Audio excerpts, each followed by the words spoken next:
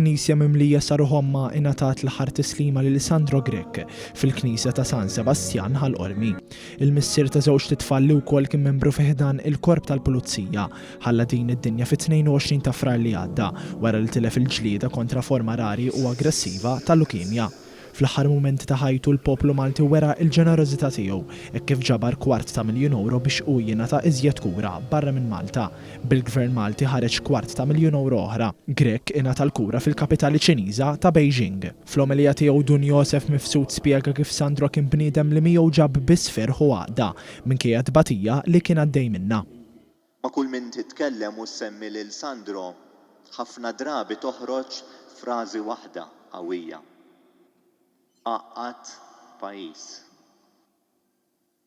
U xi ħaġa li nistgħu inħossuha hekk il-pajjiż ingħaqad mill-kbir saż-żgħir, ingħaqad biex jissapportja.